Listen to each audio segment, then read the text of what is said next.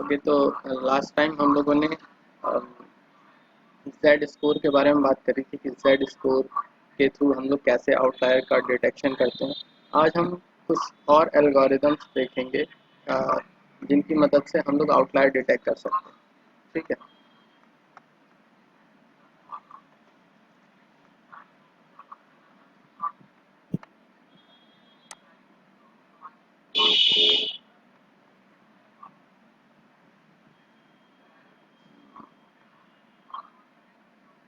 Next algorithm है isolation forest. Isolation forest exactly random forest के through, sorry, screen display हो रही है ना? हम्म। प्रणव, बोलो। हाँ सर, हम्म। सर एक क्वेश्चन था।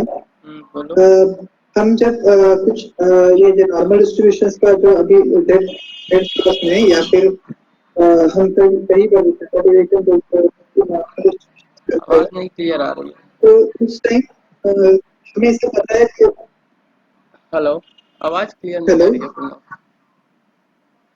अभी आ रही है सर? एक मिनट सर। मैं पूछने वाला था सर कि हम नॉर्मल डिस्ट्रीब्यूशन तो कौन सा डाटा लेना चाहिए, ये हमें पहले बताया दिया जाता है कि हम प्रेडिक्ट करके यूज कर रहे हैं, मतलब प्रेडिक्ट करके हमें डिसाइड किस की किस ऑब्जेक्ट को पकड़ के हमें नॉर्मल डिस्ट्रीब्यूशन करना है। ये मुझे पॉइंट क्लियर करना है। मतलब हमने लास्ट टाइम सैलरी वाला सैलरी को पकड़ के एक नॉर्मल डिस्ट्रीब्यूशन किया था, तो ऐसा हमें पहले बताया जाता है कि हम देखिए कौन सा नॉर्मल में अच्छा परफॉर्मेंस रहेगा। हमें अगर आप लोग मशीन लर्निंग इंजीनियर बनने जा रहे हैं तो आपको कुछ बताया नहीं जाएगा, आपको सिर्फ और सिर्फ डेटा दिया जाएगा। ठीक है। तो उस डेटा में कुछ फीचर्स होंगे और उन फीचर्स में आपको अनॉमली डिटेक्ट करनी पड़ेगी। इंडिविजुअल फीचर्स में हो सकता है कि आपको क्या कहते हैं कि हो सकता है मल्टीवेरिएंट फीचर में भी आपको एनॉमली डिटेक्ट करनी पड़ सके। तो बेसिकली मल्टीवेरिएंट फीचर्स में आप लोग एनॉमली तभी डिटेक्ट करोगे आप जब उसके बीच में कुछ रिलेशनशिप होंगी, अच्छी रिलेशनशिप होगी, तब उन दो फीचर को सेलेक्ट करके आप एनॉमली डिटेक्ट करोगे। ऐसे नहीं रैंडमली नहीं कुछ भी सेलेक्ट करके हम लोग एनॉमली डिटेक्ट कर रहे हैं। कुछ ऐसे भी फीचर होंगे जो आपस में कोरिलेट ही नहीं होंगे, तो उसमें एनॉमली डिटेक्ट उस केस में हम उन दो फीचर को लेके मल्टी वेरिएंट एनॉमली डिटेक्शन नहीं करेंगे। तब हम यूनिवेरिएंट फीचर लेके वो एनॉमली डिटेक्शन करेंगे। जो फीचर को रिलेटेड होंगे उनको हम लोग सेलेक्ट करेंगे, उनमें मल्टीवेरिएंट एनालिसिस करेंगे एनॉमली। ठीक है। और ऐसा कहीं कुछ बताया नहीं जाएगा कि इसका डिस्ट्रीब्यूशन ऐसा है, इसका डिस्ट्रीब्यूशन ऐसा है। वो तो आप खुद करके देखेंगे ना, आप खुद प्लॉट करेंगे उसको कि हाँ हमारा डिस्ट्रीब्यूशन इस तरीके से, हमारा डिस्ट्रीब्यूशन इस तरीके से। समझ रहे हैं ना? हर एक फीचर को प्लॉट करना है, देखना है कि किसका हाँ डिस्ट्रीब्यूशन सर, वो कैसा है। हाँ, तो फिर क्या चीज़? वही पूछना था कि हमें चेक करते हुए क्या ध्यान देना चाहिए कि जिस पॉइंट पर हमें कर सके, जिस पॉइंट पे ये पूछना था। कौन सी चीजों पर कौन सी किस कौन सी चीजों पे ज्यादा ध्यान देना चाहिए, जब तो आवाज़ बिल्कुल जेड क्लियर नहीं क्रॉस आ रही है, मुझे रुक रही है। जेड क्रॉस किन चीज़ों पे ये एक किसी मिनट को सर। नहीं पता होगा, आपको हर एक फीचर पे ट्राई करना पड़ेगा। Hello sir. किस फीचर पे ट्राई करना ये किसी को नहीं पता होता है, आपको हर एक फीचर पे ट्राई करना पड़ेगा। यूज करके ट्राई। हाँ, वो हर एक फीचर पे ट्राई करना पड़ेगा। पहले तो आपको निकालना पड़ेगा कि इम्पोर्टेंट फीचर की इम्पोर्टेंस क्या है, कौन कौन से इम्पोर्टेंट फीचर्स हैं। ठीक है। और अगर वो भी कुछ नहीं पता है तो एक साइकिट लर्न में देखो, जो ओके। बिगनर्स होते हैं, हाँ। बिगनर के लिए एक प्री प्रोसेसिंग लाइब्रेरी मॉड्यूल दिया गया है साइकिट लर्न में, जिसमें कुछ नहीं करना है, बस प्री प्रोसेसर में आपको डेटा फ्रेम डालना, वो सारी प्रोसेसिंग करके आपको दे देता है। ठीक है। बट वो एक सही तरीका नहीं है, बस वो एक स्टैंडर्ड तरीका है जो नॉर्मल लोग फॉलो करते ओके हैं। सर। बट जब डोमेन स्पेसिफिक नॉलेज की बात हो जाती है तो डोमेन को ध्यान में रख के एनालिसिस करी जाती है। ठीक है। तो डोमेन को ध्यान में रख के जब आप एनालिसिस एनालिसिस करोगे तो अच्छा रिजल्ट मतलब हम आएगा। कभी कभी एक है स्टैंडर्ड प्रोसीजर, ठीक है। स्टैंडर्ड प्रोसीजर तब फॉलो करते हैं जब आपको कोई जानकारी हाँ नहीं है, डोमेन मतलब सर स्पेसिफिक हमें नॉलेज नहीं है। हाँ और अगर आपको डोमेन स्पेसिफिक नॉलेज है तो उस केस में आप क्या करोगे, ओके फिर स्टैंडर्ड प्रोसीजर को ना फॉलो करके आप स्पेसिफिक फीचर्स को सेलेक्ट करोगे और उनमें फिर आउटलायर डिटेक्शन या स्टैंडर्डाइजेशन जो भी ट्रांसफॉर्मेशन ये सब सारी चीज़ें करोगे, ठीक है। हम स्टार्टिंग में ऐसा कर सकते हैं कि उस साइकिट लर्न के लाइब्रेरी की और उसके बाद हम डोमेन स्पेसिफिक तो चलेगा। डोमेन स्पेसिफिक बेसिकली अब इतना ज़्यादा कंपटीशन बढ़ गया है ना कि हेलो। आपको, हेलो, हाँ, अब इतना ज़्यादा कंपटीशन बढ़ गया है कि आपको हाँ साइकिट लाइन को छोड़ना पड़ेगा हाँ सर। और अपने से एनालिसिस करनी पड़ेगी, ठीक है। बट जब तक आप लोग फ्रेशर हैं कंपनी में, आप लोग ज्वाइन करते हैं, जब तक आपके सीनियर कुछ काम कर रहे होते हाँ हैं तब तक आपको इस सब चीज़ों की टेंशन नहीं लेने की ज़रूरत है। वैसे जब भी आप लोग कंपनी ज्वाइन करोगे मशीन लर्निंग में, एज अ फ्रेशर ज्वाइन करोगे तो वहाँ पर मशीन लर्निंग के जो फ्रेशर एम्प्लॉयज़ होते हैं हम्म, उनको ये सब काम नहीं दिया जाता है। डेटा प्री प्रोसेसिंग का मेन काम जो सीनियर लोग होते हैं वो लोग करते हैं, ठीक है। बट स्टिल नॉलेज तो होना चाहिए, बिना नॉलेज के तो कुछ होगा नहीं, ठीक है। और नॉलेज हाँ होगा तो फिर आप लोग जाके और अच्छे से चीज़ों को सीख पाओगे, ठीक है। तो ये सब काम वैसे आप लोग को नहीं दिया जाएगा, शुरू में नहीं दिया जाएगा, कुछ दिनों बाद दिया हाँ जाएगा, सर। ठीक है। क्योंकि यही सबसे मेन फीचर है। और ट्रेनिंग और टेस्टिंग में जो टाइम लगता है वो 10% होता है। ट्रेनिंग टेस्टिंग में जो टाइम लगेगा, जैसे कोई भी मॉडल बनाना है तो जो टाइम दिया जाता है ट्रेनिंग और एनालिसिस, दो दो पार्ट में तोड़ा हाँ जाता है। एनालिसिस मतलब प्री प्रोसेसिंग, पूरी की पूरी प्री प्रोसेसिंग, चाहे वो क्लीनिंग से रिलेटेड हो, रैंकलिंग से रिलेटेड हो, ट्रांसफॉर्मेशन से रिलेटेड हो, डायमेंशन रिडक्शन से रिलेटेड हो, ये पूरी प्री प्रोसेसिंग जो है 90% टाइम लेती है और ट्रेनिंग और टेस्टिंग 10% टाइम लेता है, ठीक है। तो अभी पहले वो 90% के लिए आपको नहीं रखा जाएगा, पहले आप लोग ओके एक्सपीरियंस गेन करोगे उस चीज़ में तब जाके उस पर काम करोगे, ठीक है। तो बात करते हैं हम लोग, ठीक है। Okay sir. आइसोलेशन फॉरेस्ट के बारे में हम लोग बात करते हैं। आइसोलेशन फॉरेस्ट एक तरीके का रैंडम फॉरेस्ट या डिसीजन ट्री होता है जिसकी मदद से हम लोग आउटलायर डिटेक्शन करते हैं, ठीक है। ये कैसे काम करता है देखते हैं।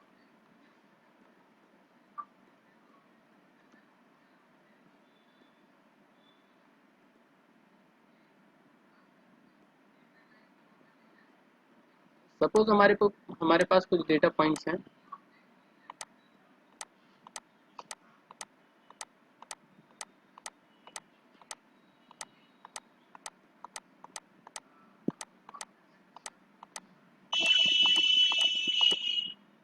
और हमने जो है अ, इसको 2 डायमेंशन में इसको प्लॉट किया, मतलब 2 फीचर लेके हमने प्लॉटिंग की, 2 फीचर, ठीक है।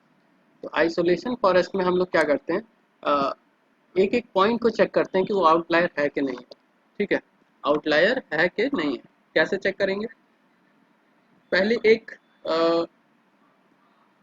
रैंडम पॉइंट पिक करेंगे पूरे डेटा उससे डेटा फ्रेम से एक रैंडम पॉइंट पिक करेंगे। अच्छा एक चीज़ और, इस फीचर को मान लेते हैं ये हमारा एक्स फीचर है, ठीक है, और ये वाई फीचर है, ठीक है। अब इन दोनों फीचर के बेसिस पे हम लोग एक डिसीजन ट्री फॉर्म करेंगे। डिसीजन ट्री फॉर्म करेंगे, कैसे करेंगे वो देखेंगे, अभी देखते हैं। डिसीजन ट्री फॉर्म, खैर डिसीजन ट्री पे अभी बाद में आते हैं, पहले यहाँ पर आइसोलेशन करते हैं, ठीक है। आइसोलेशन फॉरेस्ट क्या करता है, एक सिंगल पॉइंट चूज करता है और उसको पूरे डेटा पॉइंट से आइसोलेट करता है, ठीक है। क्या करता है, आइसोलेट करता है, ठीक है। आइसोलेशन कैसे करेगा, सपोज हमने कोई एक डेटा पॉइंट पिक किया, अ, इस डेटा पॉइंट को हमने पिक किया, ठीक है। अब इसको क्या करना है, आइसोलेट करना है पूरे डेटा पॉइंट से, इस एक पर्टिकुलर पॉइंट को, ठीक है। तो आइसोलेट करने के लिए क्या करते हैं, सबसे पहले हम लोग इन दोनों फीचर की मदद लेते हैं, एक्स और वाई की मदद लेते हैं। कैसे, एक रैंडम वैल्यू चूज करेंगे एक्स में से, कोई एक रैंडम सिंपल वैल्यू चूज करेंगे, वैल्यू चूज कर लेते हैं, ठीक है। वैल्यू चूज करेंगे एक्स में से और एक लाइन ड्रॉ करेंगे इसके परपेंडिकुलर। सपोज हमने ये वाला पॉइंट सेलेक्ट किया एक्स में से और यहाँ से एक लाइन ड्रॉ की, ठीक। फिर उसके बाद हम लोग ये चेक करेंगे कि ये जो डेटा पॉइंट है जिसको हमें आइसोलेट करना है वो लेफ्ट में है कि राइट में है। ठीक है, तो अभी तो हमारा फिलहाल क्या है, राइट में है। ठीक है, तो जब राइट में है तो पहले इटरेशन में चाहे वो लेफ्ट में हो चाहे राइट में हो, ठीक है, इससे फर्क नहीं पड़ता है। बट नेक्स्ट टाइम जब आप चूज करोगे, जो लाइन चूज करोगे वो इस ग्रीन पॉइंट के डायरेक्शन में होना चाहिए। ठीक है, अब अगेन हम लोग x में से ही एक और पॉइंट का सिलेक्शन करेंगे रैंडमली। ठीक है, जो कि इस ग्रीन पॉइंट की तरफ हो। वो लाइन यहाँ पर भी हो सकती है, यहाँ पर भी हो सकती है, यहाँ पर भी हो सकती है, यहाँ पर भी हो सकती है, कहीं भी रैंडमली सिलेक्शन करेंगे। ठीक है, तो अगेन हमने एक और सिलेक्शन किया, सपोज यहाँ आ गया, ये वाली लाइन ड्रॉ की हमने, मतलब x की एक और वैल्यू चूज। ठीक, अब इसके बाद अगेन चेक करेंगे ये लेफ्ट में है कि राइट में है। ठीक है, तो हमारा जो क्या है एक्स एक्स जो है वो क्या है अभी राइट में है। ठीक है, तो राइट में है तो अब की बार अभी अगर लेफ्ट में होता तो फिर हम लोग एक्स में ही चूज करते, एक्स में ही डेटा पॉइंट चूज करते, क्योंकि अब ये ग्रीन पॉइंट हमारा लेफ्ट में चला गया है। ठीक है, मतलब जो भी प्रीवियस डायरेक्शन थी उससे अपोजिट डायरेक्शन में चला गया। पहले ये ग्रीन पॉइंट इस लाइन के लेफ्ट में था, सॉरी राइट में था, अब लेफ्ट में चला गया। तो जब ये अपोजिशन होता है तो अपोजिशन के समय हम लोग दूसरे फीचर में से एक रैंडम वैल्यू चूज करते हैं। ठीक है, तो अगेन y में से हमने कोई एक रैंडम वैल्यू चूज की, सपोज ये वैल्यू चूज की। ठीक है, अभी ये इसके डाउन में है, मतलब ग्रीन पॉइंट इस लाइन के डाउन में है। ठीक है, अगेन दूसरी लाइन सेलेक्ट करेंगे, अभी भी डाउन में है। ठीक है, अगेन तीसरी लाइन चूज करेंगे, अगेन डाउन में है। ठीक है, अब उसके बाद सॉरी अब अप में हो गया, अब अप में हो गया, तो अब इसके बाद हम लोग एक्स में से सिलेक्शन करेंगे। और अब जो पॉइंट का सिलेक्शन करेंगे वो इसके और इसके बीच में करेंगे। ठीक है, इसके और इसके बीच में करेंगे, इससे ज़्यादा कम नहीं करेंगे, क्योंकि हमें इस पॉइंट को आइसोलेट करना है। मतलब ऐसी 4 लाइनें ड्रॉ करनी है जिसमें सिर्फ और सिर्फ ये डेटा पॉइंट हो। जैसे अभी इन 4 लाइन के बीच में एक ये, एक ये, एक ये, एक ये, इनके बीच में भी कई सारे पॉइंट आ रहे हैं। ऐसी हमें 4 लाइनें ड्रॉ करनी है कि उन 4 लाइनों के बीच में सिर्फ और सिर्फ ये सिंगल डेटा पॉइंट, मतलब एकदम आइसोलेट हो जाए। ठीक है, तो अब हम लोग एक्स में सिलेक्शन करेंगे। तो सपोज हमने यहाँ पर एक लाइन ये ड्रॉ कर दी। ठीक है, एक लाइन हमने ये ड्रॉ कर दी। ठीक है, रैंडम सिलेक्शन कर रहे हैं हम लोग। ठीक है, फिर उसके बाद अभी हमारा क्या है, राइट में है, हम एक और लाइन ड्रॉ कर सकते हैं। क्योंकि फर्स्ट फर्स्ट ड्राइंग में तो हम कुछ नहीं कह सकते कि लेफ्ट में राइट में है किधर है। ठीक है, किधर भी हो सकता है। नेक्स्ट लाइन जब ड्रॉ करेंगे उसके बाद हमें पता चलेगा कि एक्स में से अब सिलेक्शन करना है कि वाई में सिलेक्शन करना है। ठीक, तो एक्स में हमने सिलेक्शन किया। ठीक है, और अब देखा कि पहले तो हमारा लेफ्ट में था ये पॉइंट, अब क्या हो गया, राइट में हो गया। अगेन हम मूव करेंगे कहाँ पर, वाई में। ठीक है, अब वाई से चूज़ करेंगे क्योंकि अब ये डायरेक्शन बदल गई, लेफ्ट से राइट हो गई। ठीक, तो अब वाई में से चूज़ करेंगे, लेकिन वाई की कौन कौन सी वैल्यू पे, पहले हमने ये ड्रॉ की थी, फिर ये ड्रॉ की थी, फिर ये, तो लास्ट 2 लाइन कौन सी थी, ये दोनों, तो इन दोनों के बीच में ही सिलेक्शन करेंगे हम लोग। सिलेक्शन करते हैं हम लोग। सपोज हमने पहले एक ये लाइन ड्रॉ की, ठीक, और फिर एक ये लाइन ड्रॉ की। ठीक, कुछ इस तरीके से। ठीक है, तो अगेन पहले इसके डाउन में था, अब इसके अप में हो गया। तो अब हम अगेन वाई एक्स की तरफ मूव करेंगे, और एक्स की तरफ मूव करेंगे तो इसमें से अब कौन कौन सी लाइन के बीच में चूज़ करेंगे, इसके और इसके बीच में ही चूज़ करेंगे। तो सपोज हमने ये चूज़ किया, और अब देखो हमारा जो डेटा पॉइंट है अब ये आइसोलेट हो गया है। ये जो लाइन है, 2 लाइनें हैं, इन दोनों लाइन के बीच में हमारा डेटा पॉइंट लाई कर रहा है। ठीक है, तो इस तरीके से हम लोग डेटा पॉइंट को आइसोलेट करते हैं। ठीक है, क्या करते हैं, आइसोलेट करते हैं। और इसके साथ साथ हम लोग एक वैल्यू और कैलकुलेट करते हैं कि हमने अभी तक कितनी लाइंस ड्रॉ की हैं। अभी तक हम लोगों ने कितनी लाइंस ड्रॉ की हैं। ठीक है, और उसका एवरेज निकालते हैं। इसको आइसोलेट करने के लिए अब तक हम लोगों ने कितनी लाइन ड्रॉ की, 1 2 3 4 5 6 7 8 9। ठीक है, 9 लाइन हमने ड्रॉ की है, कितनी, 9 लाइनें हमने ड्रॉ की है। ठीक है, अब अगेन ये तो हमारा क्या था, एक मतलब एक तरीका था इस डेटा पॉइंट को पूरे डेटा पॉइंट से स्प्लिट करने का। ठीक है, इस सिंगल पॉइंट को पूरे डेटा पॉइंट से स्प्लिट करने का एक तरीका था। और भी तरीके हो सकते हैं। अच्छा, इसको इसको हम लोग कहीं लिखते जाते हैं। हम लोगों ने 9 लाइन ड्रॉ की थी, ठीक है। अब इसके बाद हम लोग फिर से रैंडमली क्या कर सकते हैं, एक x की वैल्यू चूज कर सकते हैं। सपोज अब की बार हम लोगों ने रैंडम वैल्यू अब की बार यहाँ पर चूज की, हमने यहाँ पर लाइन ड्रॉ कर दी, ठीक है। फिर उसके बाद हमने रैंडमली चूज की, यहाँ पर लाइन ड्रॉ कर दी। तो अब हमारी डायरेक्शन बदली, ठीक है। पहले लेफ्ट में था, अब राइट में हो गया। अब की बार हमने y की डायरेक्शन, सॉरी y का सिलेक्शन हमने ये किया, और अगेन y का सिलेक्शन हमने ये किया। फिर उसके बाद x का सिलेक्शन हमने ये किया, और फिर दूसरा सिलेक्शन हमने ये किया, और फिर y का सिलेक्शन और y का सिलेक्शन, ठीक है। इस तरीके से हमने किया। तो अगेन 4 लाइन है इसमें, 4 लाइन है इसमें, टोटल 8 लाइन हमने ड्रॉ की है, ठीक है। यहाँ पर 8 लाइन। तो इस तरीके से हम मल्टीपल क्या करते हैं, रैंडम पॉइंट सेलेक्ट करके इसको चेक करते हैं कि आखिर ऑन एन एवरेज कितने रैंडम पॉइंट चूज करने पे हमारा ये पॉइंट जो है आइसोलेट हो गया। तो जब देखो डेटा डेंस होगा, ठीक है, जब डेटा डेंस होगा, मतलब जो पॉइंट जिसको हम लोग आइसोलेट करने वाले हैं, ठीक ठीक है, अगर वो डेंस एरिया में होगा तो उसको आइसोलेट करने में हमें नंबर ऑफ लाइन जो है वो ज़्यादा ड्रॉ करनी होगी।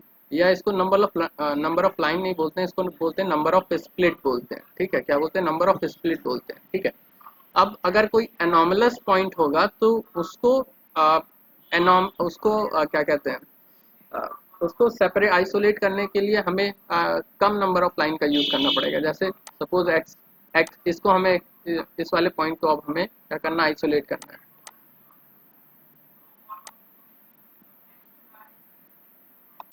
ये अनोमली है ना, ये अनोमली है। इसको हम हटा देते हैं, ठीक है। तो इसको जब हमें इसको आइसोलेट करना है पूरे डेटा पॉइंट से, तो कैसे करेंगे, पहले एक्स में एक वैल्यू चूज़ की, ठीक है। अभी लेफ्ट में एक और एक्स की वैल्यू हमने चूज़ करी। कितने डेटा पॉइंट हमने चूज़ किए, बस सिर्फ 2 डेटा पॉइंट, ठीक है। तो जब एनोमलस डेटा पॉइंट होगा तो उसको स्प्लिट करने के लिए हमें नंबर ऑफ स्प्लिट कम करने पड़ेंगे, बहुत ही मिनिमम स्प्लिट करने पड़ेंगे, ठीक है। तो इसका जो ऑन एन एवरेज इस पॉइंट का जो स्कोर आएगा, उसका स्कोर कम होगा। ऑन एन एवरेज अगर निकाला जाए तो हम ये कह सकते हैं, तो ऑलमोस्ट 2 to 3 वेरी करेगा, ठीक है। 2 to 3 वेरी करेगा, 2 to 3 लाइन वेरी करेगा, ठीक है। एवरेज की बात नहीं कर रहे हैं। इसका देखो, अभी जो हम लोगों ने पहले किया था, जब इस पॉइंट को हम लोग आइसोलेट कर रहे थे, तो उसके लिए हम लोग नंबर ऑफ स्प्लिट निकाल रहे थे, कितने नंबर ऑफ स्प्लिट किया। तो पहले एक बार हमने कुछ डेटा पॉइंट लेके स्प्लिट किया, फिर दूसरे डेटा पॉइंट लेके स्प्लिट किया, फिर तीसरे डेटा पॉइंट लेके भी स्प्लिट कर सकते हैं, चौथा डेटा पॉइंट भी लेके स्प्लिट कर सकते हैं। इस तरीके से n नंबर ऑफ पॉइंट लेके हम लोग उसको स्प्लिट कर सकते हैं, ठीक है। तो जब भी हम लोग आइसोलेशन फॉरेस्ट का यूज करते हैं, तो उसमें बताते हैं कि आपको मतलब मैक्सिमम कितने ट्राई करने हैं, मैक्सिमम कितने ट्राई करना है। जैसे अभी हम लोगों ने पहली बार 2 बार सिर्फ स्प्लिट किया था, तो ऑन एन एवरेज क्या होगा उसका, 9 + 8 / 2, ठीक है। तो इसका वैल्यू क्या आएगा, 9 + 8 17 अराउंड, और 8.5, ठीक है। ये इसकी एवरेज वैल्यू आई। इसी तरीके से इस डेटा पॉइंट में अगेन सपोज हमें इसको इसको आइसोलेट करना है, तो हम लोग सपोज पहले हमने ये चूज़ किया, ये चूज़ कर लिया, फिर उसके बाद ये चूज़ किया, ठीक है। फिर उसके बाद हम लोगों ने ये चूज़ किया, ये चूज़ किया, फिर उसके बाद एक ये चूज़ किया, ठीक है। तो ऑन एन एवरेज इसमें 5, तो 5 या 3 या 2, इस तरीके से हमें नंबर ऑफ स्प्लिट मिलेंगे, ठीक है। तो अगर 10 ट्राई हमने किए इस पॉइंट को स्प्लिट करने के लिए, 10 ट्राई किए, तो हर एक 10 ट्राई में कितने कितने नंबर ऑफ स्प्लिट हुए। जैसे पहले ट्राई में सपोज 2 स्प्लिट हुए, दूसरे ट्राई में 3 स्प्लिट हुए, चौथे ट्राई में सपोज एक ही स्प्लिट हुआ, पांचवें ट्राई में सपोज 5 स्प्लिट हुए, छठवें ट्राई में सपोज 2 स्प्लिट हुए, फिर 3 स्प्लिट हुए, फिर 1 स्प्लिट हुआ। 5 से ज़्यादा इन जनरल नहीं जाएगा जब भी आउटलायर होगा, तो मतलब इस तरीके के डेटा सेट में ऐसा नहीं, जरूरी नहीं कि 5 से ज़्यादा नहीं जा सकता, ठीक है। बट इन जनरल आउटलायर के केस में ऐसा ही होता है, ठीक। तो इस तरीके से हम लोग, अगर हम लोगों ने चूज किया कि हम लोग ये जो कैलकुलेशन कर रहे हैं, मतलब स्प्लिट कर रहे हैं, वो 10 टाइम करेंगे इस पॉइंट के लिए, एक सिंगल पॉइंट के लिए, ठीक है, एक सिंगल पॉइंट के लिए 10 टाइम स्प्लिट करेंगे, ठीक है, सॉरी 10 टाइम ट्राई करेंगे स्प्लिट, तो ये हो, ये नंबर ऑफ स्प्लिट तो ये, ठीक है, ट्राई कितने बार कर रहे हैं, 10 टाइम, तो एक टाइम ये किया, दूसरे टाइम 3 4 5 6 7 8 9, इसी तरीके से सपोज 4 आ गया और 10, ठीक है। अब इसका एवरेज निकाल लेंगे, ठीक है, तो divided by number of point equal to 10, ठीक है, तो इसकी जो भी वैल्यू आएगी वो इसका स्कोर हो जाएगा, वो इस पॉइंट का स्कोर हो जाएगा, ठीक है। तो जाहिर सी बात है, जो डेटा पॉइंट आउटलायर्स होंगे उनका score in comparison to non outlier क्या होगा, कम होगा, ठीक है। तो बेसिकली आइसोलेशन फॉरेस्ट ऐसे ही काम करता है। Isolation forest basically tree draw करता है। अब देखो ट्री कैसे ड्रॉ होगा, सिंपल सा फंडा है, जो जैसे जैसे हम लोग स्प्लिट करते जा रहे हैं उसी तरीके से हम लोग क्या करेंगे, स्प्लिट करेंगे। सबसे पहले हम लोग क्या करते हैं, चूज करते हैं एक फीचर, जैसे अभी हम लोगों को आ, इसको स्प्लिट करना है, ठीक है, इस पॉइंट को स्प्लिट करना है, तो इसके रैंडम फॉरेस्ट हम बनाएंगे, रैंडम फॉरेस्ट या डिसीजन ट्री बनाएंगे, रैंडम फॉरेस्ट नहीं डिसीजन ट्री बनाएंगे, ठीक है। तो एक हम लोग फीचर सेलेक्ट करेंगे, एक्स फीचर, और इसमें एक स्प्लिट करेंगे, ठीक है, क्या करेंगे, एक स्प्लिट करेंगे कि इस वैल्यू से कुछ कम डेटा पॉइंट होंगे और इस वैल्यू से कुछ ज़्यादा डेटा पॉइंट होंगे, ठीक है। तो हम दो स्प्लिट इसमें करेंगे, इस फीचर के बेसिस पे दो स्प्लिट करेंगे, जिसमें सपोज इसकी वैल्यू 0.5, ठीक है, तो इधर जितने भी पॉइंट होंगे, ये वाले जो पॉइंट होंगे उनकी जो वैल्यू होगी वो क्या होगी, 0.5 से क्या होगी, लेस होगी, ठीक है, लेस होगी, x इज ग्रेटर देन 0.5, ठीक है, सॉरी, यहाँ पर 0.5 से लेस होंगे ये सारे पॉइंट, ठीक है, और इधर जितने भी पॉइंट होंगे वो 0.5 से ग्रेटर होंगे, ठीक है, ये इधर जितने पॉइंट होंगे, ठीक। अब इसके बाद अगेन हम लोग किधर स्प्लिट करेंगे, अब की बार हम लोगों को किधर सिलेक्शन करना है, ग्रेटर वाले में सिलेक्शन करना है ना, तो ग्रेटर वाले में हम लोग को सिलेक्शन करना है, तो ग्रेटर वाले में जाके फिर अगेन हम लोग x को ही स्प्लिट करेंगे, लेकिन 0.5 से ज़्यादा, ठीक है, 0.5 से ज़्यादा में स्प्लिट करेंगे। सपोज हमने ये सिलेक्शन किया, ठीक है, ये मान लेते हैं 0.8 है, ठीक है, ये सपोज 0.8 है, तो यहाँ पर दो स्प्लिट होंगे, एक होगा क्या, एक होगा 0.8 से ग्रेटर, 0.8 से ग्रेटर, ठीक है, और एक क्या होगा 0.8 से लेस, ठीक है, 0.8 से लेस, ठीक है।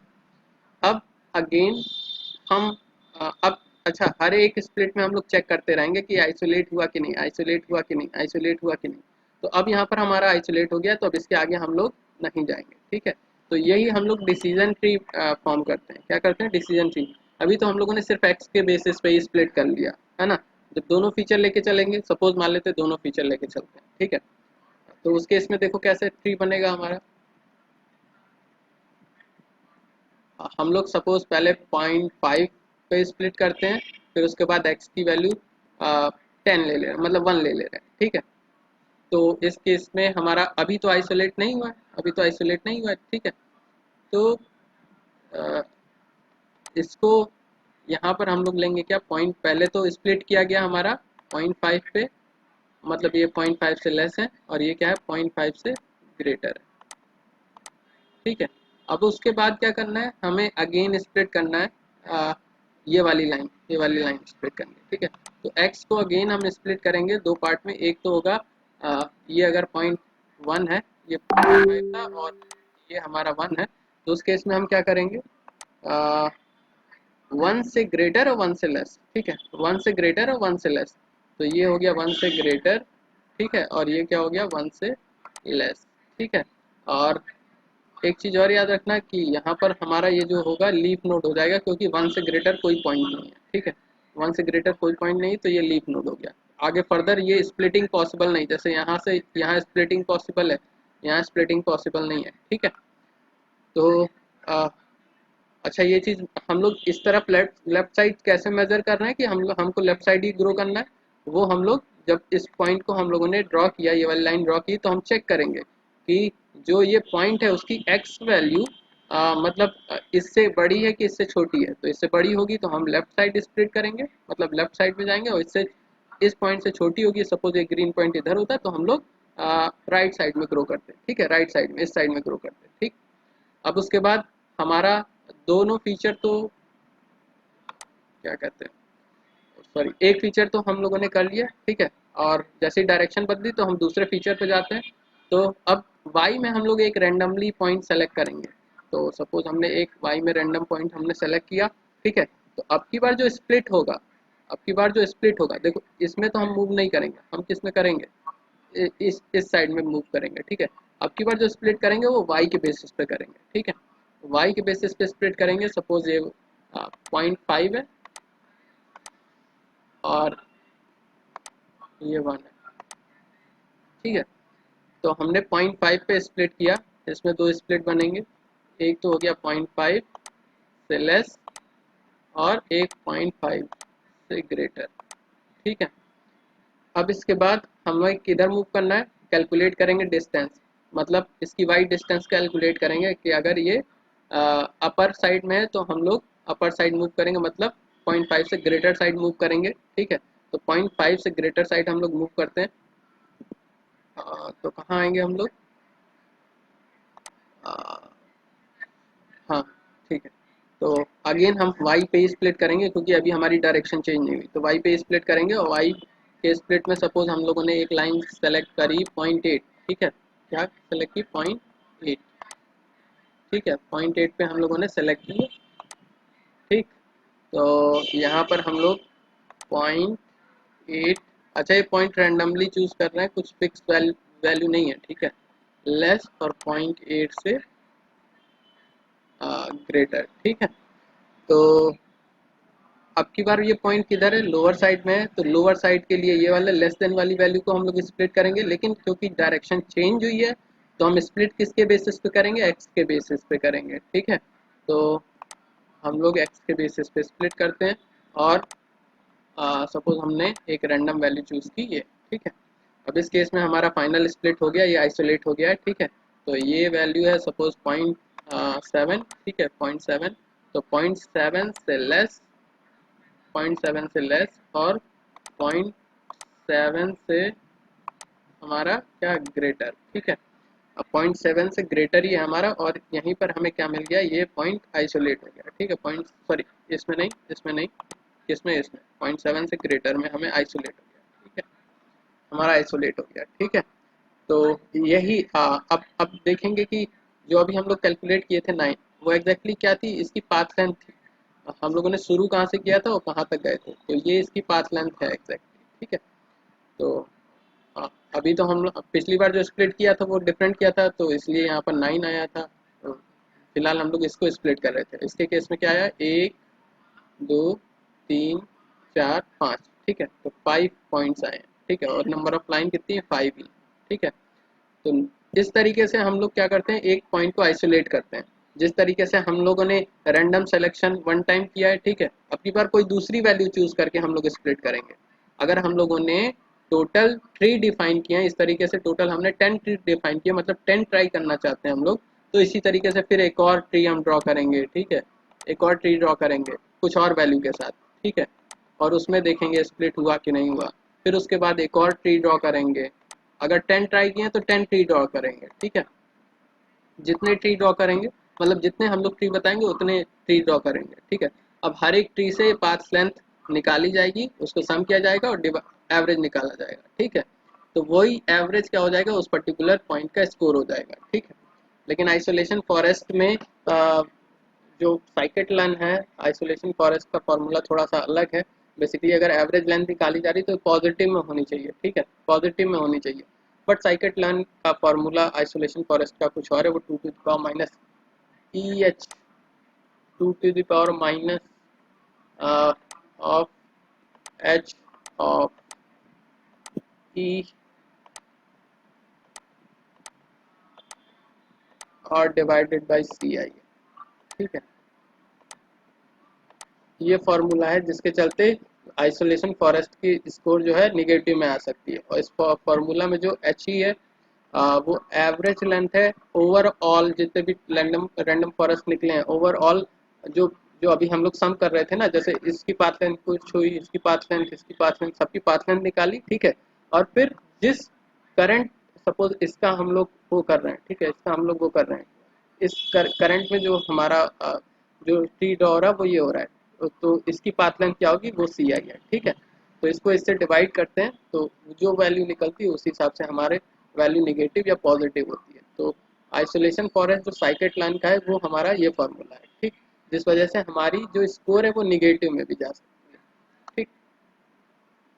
अब अ, देखो आइसोले अब क्वेश्चन ये आता है कि हम किसको आउटलायर कहेंगे, क्योंकि एवरेज हम लोग बेसिकली आउटलायर किसके बेसिस पे बोल रहे हैं, जो हमारी जो एवरेज लेंथ निकल के आ रही है हर एक फॉरेस्ट, हर एक ट्री में। अच्छा, इसको फॉरेस्ट इसलिए बोलते हैं कि बहुत सारी ट्री बनते हैं, जैसे जितने हम ट्री बोलेंगे उतने डिसीजन ट्री बनेंगे।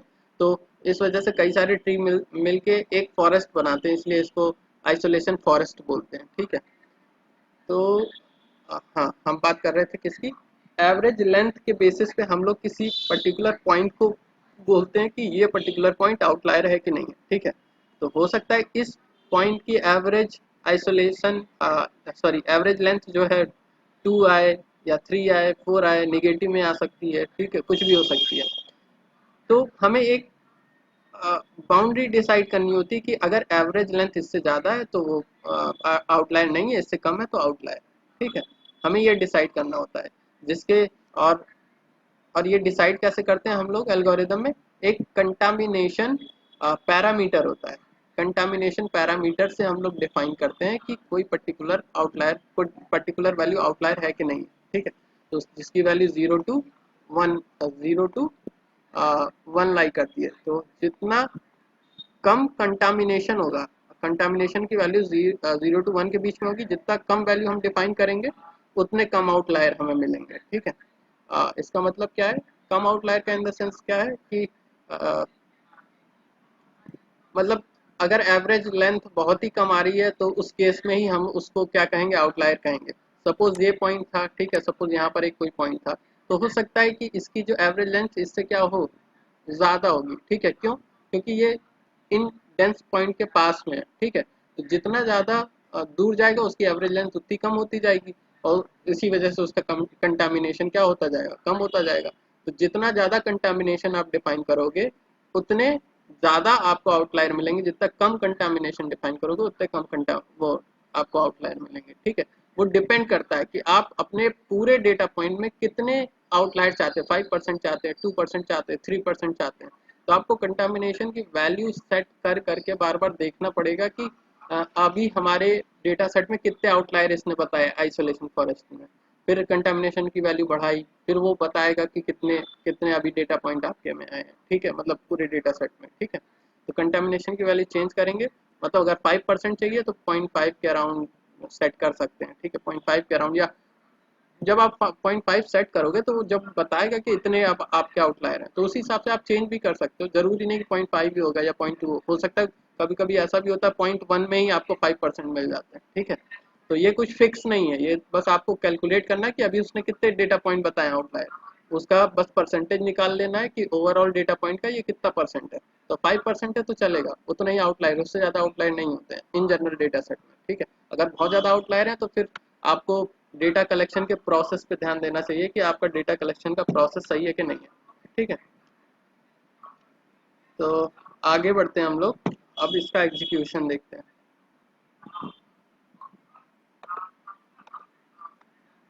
ये सब स्टेप ही लिखे हुए हैं कैसे एक एक हम लोग चूज करते हैं, मतलब जो जो चीज़ अभी हम लोगों ने की, रैंडम सिलेक्शन जो किया था वही सारे स्टेप लिखे हुए हैं, ठीक है। और यहाँ पर एक लिंक भी है, इस लिंक को जाके आप लोग और अच्छे से डिटेल से चीज़ों को पढ़ सकते हो, ठीक है। तो सबसे पहले हम लोग क्या करने जा रहे हैं, एक डेटा फ्रेम रीड करने जा रहे हैं, ठीक है, सॉरी एक CSV फाइल रीड करने जा रहे हैं, और उसमें से सबसे पहले सारी ड्रॉप वैल्यू हटा देंगे, सॉरी 9 वैल्यू सारी ड्रॉप कर देंगे, ठीक है। उसको री इंडेक्स करेंगे, रीसेट करेंगे उसकी इंडेक्स। फिर उसके बाद आइसोलेशन फॉरेस्ट जो कि sklearn के इंसेंबल मॉड्यूल में है, आइसोलेशन फॉरेस्ट उसको इंपोर्ट करेंगे, ठीक है। और इस आइसोलेशन फॉरेस्ट को हम लोग कन्फिगर करेंगे, जैसे यहाँ पर हमने बताया एन एस्टिमेटर 50, मतलब आप कितने ट्राई चाहते हो, कितने ट्री चाहते हो। तो हमने यहाँ पर बताया हमें 50 ट्रीज चाहिए। जितना ट्री आप ज़्यादा बताओगे उतना ज़्यादा टाइम भी लेगा ये, है ना। जितना ट्री आप ज़्यादा बताओगे उतना ज़्यादा ये टाइम लेगा, ठीक है। मैक्स सैंपल के बारे में हम लोग बात करेंगे आइसो रैंडम फॉरेस्ट के समय, डिसीजन ट्री के समय एग्जैक्टली, ठीक है। कंटामिनेशन, अभी फिलहाल 3 मेजर फीचर हैं इसमें। एक तो कंटामिनेशन, एन एस्टिमेटर कितने होंगे, नंबर ऑफ ट्री कितने होंगे, कंटामिनेशन, और मैक्स फीचर फीचर सिलेक्शन कितना होगा, मतलब आप कितने फीचर लेके चल रहे हैं। जैसे यहाँ पर हम लोग 2 फीचर लिए थे, एक एक्स एक वाई, ठीक है। तो यहाँ पर आपको बताना पड़ेगा, तो हम लोग यहाँ पर 2 फीचर लेके चल रहे हैं, तो यहाँ पर 2 फीचर सेट करेंगे, ठीक है। तो यहाँ पर आप मल्टीपल फीचर लेके भी क्या कर सकते हो, आई मीन आउटलायर डिटेक्ट कर सकते हो, ठीक है। और ये एक बेहतरीन तरीका है, मतलब बेहतरीन एल्गोरिदम है ऐसे डेटा सेट के लिए जो कि नॉर्मली डिस्ट्रीब्यूटेड नहीं होते हैं, ठीक है। जो नॉर्मली डिस्ट्रीब्यूटेड नहीं उनके लिए ये बेस्ट तरीका है, क्योंकि यहाँ पर कोई स्टैंडर्ड डेविएशन नहीं, कोई क्वांटाइल नहीं, कहीं कुछ भी नहीं, कोई मीन नहीं। आप लोगों ने देखा, अभी देखा कहीं पर कुछ यूज़ हुआ मीन वगैरह, कहीं कुछ नहीं, ठीक है। तो जहाँ आपको लगे कि ये नॉर्मली डिस्ट्रीब्यूटेड नहीं है डेटा, तो उसके लिए ये बेस्ट एल्गोरिदम है, ठीक है। तो हम लोग फिलहाल 2 फीचर लेके चल रहे हैं, एसएससीपी और एचएससीपी, ठीक है। एक काम करते हैं हम लोग, अच्छा चलो इसी को लेके अभी फिलहाल चलते हैं, ठीक है। फिर इसको, इस आइसोलेशन फॉरेस्ट को हम लोग फिट करेंगे किस पे, 2 फीचर क्योंकि लेके चल रहे हैं, तो 2 फीचर हम लोगों ने इसे बताए कौन कौन से फीचर हैं, ठीक है। अब इसके बाद इसको हम लोग जब फिट करेंगे, फिट करने के बाद जो हमें डेटा फ्रेम मिलेगा, ठीक है, उसको हम लोग प्रिडिक्ट करेंगे उससे। बेसिकली ये हमें प्रिडिक्शन करके देगा। प्रिडिक्शन में हम लोगों को 2 चीज़ मिलेगी। एक तो मॉडल डॉट डिसीजन फंक्शन से हमें स्कोर मिलेगा, जैसे हम लोग एनॉमली डिटेक्ट करना चाहते हैं एसएससीपी में, ठीक है। तो मॉडल डॉट डिसी जब ये ट्रेन हो जाएगा उसके बाद, ठीक है, मॉडल डॉट डिसीजन फंक्शन इस फीचर के लिए स्कोर रिटर्न करेगा। जैसे इसमें अगर इस फीचर में 10 रोज हैं, तो 10 रोज रिटर्न करके देगा और हर एक रो का स्कोर रिटर्न करके देगा। हर एक रो का स्कोर मतलब उस रो क्या होता है, एक डेटा पॉइंट होता है, सिंगल डेटा पॉइंट होता है, उस सिंगल डेटा पॉइंट का स्कोर कितना है ये रिटर्न करके देगा, ठीक है। और मॉडल डॉट प्रिडिक्ट रिटर्न करके देता है कि वो आउटलायर है कि नहीं है। -1 का मतलब आउटलायर और 1 का मतलब आउटलायर नहीं है, ठीक है। इससे हम लोग एक डेटा फ्रेम बना रहे हैं जिसमें 4 कॉलम होंगे, एसएससीपी, स्कोर, एनॉमली, एसएससीपी, ठीक है।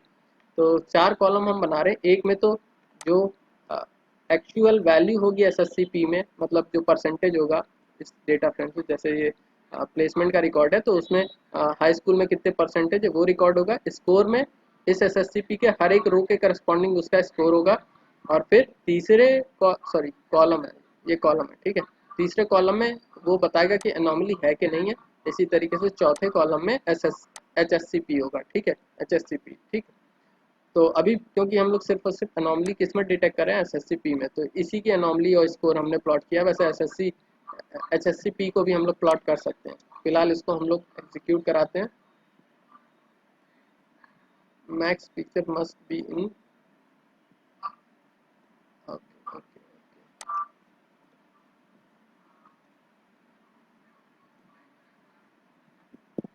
हम लोग सिंगल वैल्यू का प्रिडिक्शन कर रहे हैं इस वजह से, ठीक है। एसएससीपी का हम लोग प्रिडिक्शन कर रहे हैं इस वजह से, दोनों फीचर को लेके नहीं कर रहे हैं।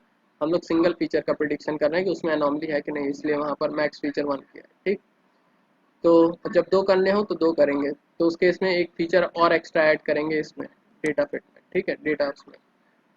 तो यहाँ पर जो हमें एनॉमली मिली है, तो एनॉमली में हम देख पा रहे हैं कि इस 67 का स्कोर ये है, 79 का स्कोर ये है, 65 का स्कोर ये है, 85 का स्कोर ये है, 82 का स्कोर ये है।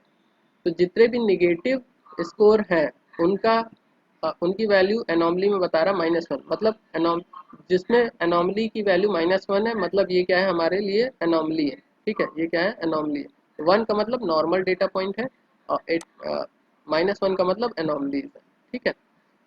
अब एक बार कंटामिनेशन को और हम लोग बढ़ाते हैं, कंटामिनेशन को हम लोग बढ़ाते हैं, और बढ़ाना पड़ेगा 8 का। तो अब देखो हमारे डेटा पॉइंट एक और बढ़ गया, ठीक है, अभी 2 थे, अब एक और बढ़ गया। तो जैसे जैसे आप लोग कंटामिनेशन बढ़ाएंगे तो हमारे अनॉमली ज़्यादा बताएगा, ठीक है। अब इसको एक बार प्लॉट कर लेते हैं हम लोग। तो इतने सारे डेटा कुछ गड़बड़ है, ये इतने नहीं डिटेक्ट किए हम लोगों ने, तो कम ही डिटेक्ट किए हैं।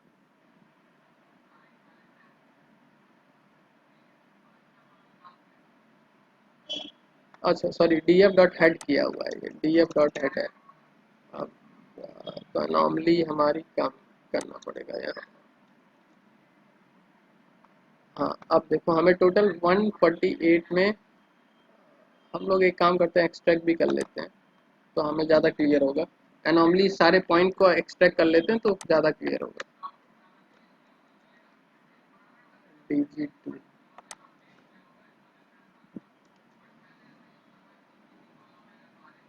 हाँ, तो टोटल एनॉमलस पॉइंट हमें इतने मिले हैं, ठीक है, टोटल इतने डेटा पॉइंट हमें मिले हैं। इसको थोड़ा सा कम करते हैं, इतने डेटा पॉइंट एनॉमली नहीं होनी चाहिए।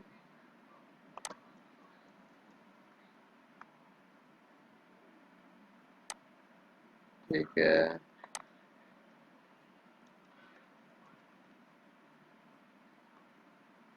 हाँ अभी ठीक है, इतना इतना ठीक है। अब प्लॉट करते हैं हम लोग। तो अब देखो हम लोगों को ये कह रहा है, ये मार्कर हटा देते हैं, थोड़ा सा क्लियर होगा। तो हमें ये डेटा पॉइंट अनॉमलस मिले हैं, ठीक है, अकॉर्डिंग टू आइसोलेशन फॉरेस्ट, ठीक है। आइसोलेशन फॉरेस्ट हमें इन डेटा पॉइंट को अनॉमलस बता रहा है, ठीक। आ, थोड़ा सा और कम करते हैं क्योंकि एग्जैक्टली ये अनॉमलस पॉइंट ये नहीं होने चाहिए थे, फिर भी इनको डिटेक्ट कर रहा है, तो हम थोड़ा सा और रिड्यूस करेंगे उसको। तो अभी अभी थोड़ा बहुत ठीक है, अभी थोड़ा बहुत ठीक है, ठीक है। तो ये आपको विजुलाइज करना ज़रूरी है कि हमारे डेटा पॉइंट एग्जैक्टली आउटलायर हैं कि नहीं है। जैसे हम लोग बिना प्लॉटिंग किए ये नहीं समझ पाएंगे कि हमारे जो डेटा पॉइंट इसने अनॉमलस बताए हैं वो एग्जैक्टली अनॉमलस हैं कि नहीं है, ठीक है। तो इस चीज़ को आप लोग को प्लॉटिंग से ही देखना पड़ेगा, अदरवाइज चीज़ें नहीं समझ में आएंगी, ठीक है। और डेटा पॉइंट अगर आपको प्रिंट कराना है तो इस तरीके से प्रिंट भी करा सकते हैं। वही डीजी में हम एक फिल्टर लगाएंगे, जहाँ जहाँ एनॉमली माइनस है बस वही वाले हम लोग क्या करेंगे, एक्सेप्ट करेंगे, बाकी सब रिजेक्ट कर देंगे, ठीक है। और फिर उसके बाद हम लोग उसको प्रिंट कर लेंगे, ठीक। तो ये तो था आइसोलेशन फॉरेस्ट। अगर इसमें कोई कंफ्यूजन है तो पूछ सकते हो, अदरवाइज नेक्स्ट एल्गोरिदम पे आते हैं हम लोग। Hello, hello, okay. Next algorithm है DB, DBSCAN anomaly. Mute mute कर दो, आवाज़ काफ़ी आ रही है। डीबी स्कैन एनॉमली डिटेक्शन, ये basically density base anomaly detection algorithm है। डेंसिटी मींस ये जाहिर सी बात है कि जहां हमारा डेटा डेंस होगा वहां कोई एनॉमली नहीं होगी। स्पार्स अगर डेटा है तो उस केस में एनॉमली होती है। स्पार्स, स्पार्स एरिया में देखो, जैसे यहाँ पर ये डेंस है तो इस केस में हमें एनॉमली नहीं मिलेगी। जहाँ पर भी एनॉमली होगी वो एक स्पार्स एरिया में होगी, ठीक है। तो ये इसी इसी फिनोमिना को काउंट करते हुए जो है डेंसिटी बेस स्कैन एनॉमली का डिटेक्शन करता है, ठीक है। तो अगर हम लोग इसका एक एल्गोरिदम पे जाएं, ठीक है, कैसे काम करता है, इसमें यहाँ पर दो चीज़ें हम लोग को बतानी पड़ती है, ईएसपी और मिनिमम सैंपल, ठीक। इसको कुछ ऐसे समझते हैं, इसकी वर्किंग कुछ इस तरीके से होती है।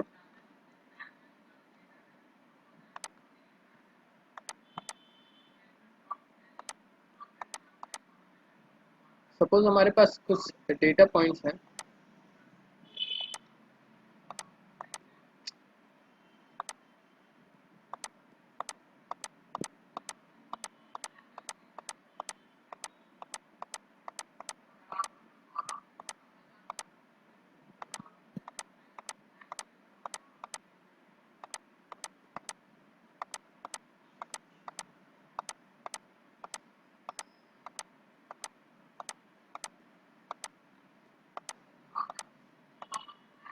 ठीक है। सपोज हमारे पास